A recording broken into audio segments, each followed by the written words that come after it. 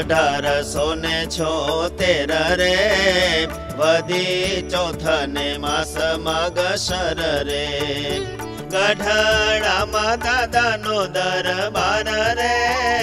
ત્યાં વિરાજમાન કીર્તાર રે શ્રીજી શ્વેત વસ્ત્ર ધારણ કરી રે પોતા આગળ મોટી સભા ભરી રે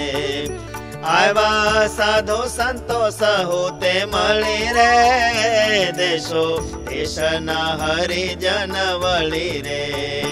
મહારાજે વાત કરી છે કરે જેને સતય સતનો વિવેક કરે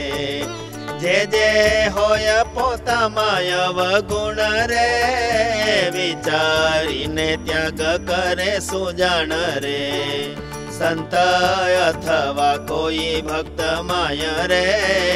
કાંઈ અવગુણ પોતે દેખાય રે ત્યારે ત્યાગ કરી દે અવગુણ રે તેના ગુણનું જ કરે ગ્રહણ રે અને પરમેશ્વરની તો માહી રે અવગુણ બાસે જ નહીં કાંઈ રે હરિ અને સંત કહે વચન રે તેને પરમ સત્ય માને મન રે સંત કહે જે દેહથી તું જુદો રે મન પ્રાણથી પણ નોખો હુદો રે એહ સર્વે જાણનારો તું સત્ય રે દેહાદિક સર્વે તો અસત્ય રે એવા જે વચન કહે સંત રે તેને સત્ય કરી માને તુરંત રે આત્મા રૂપે વરતે જુદો થઈ રે ઘટ ભેળો તે ભળી જાય નહીં રે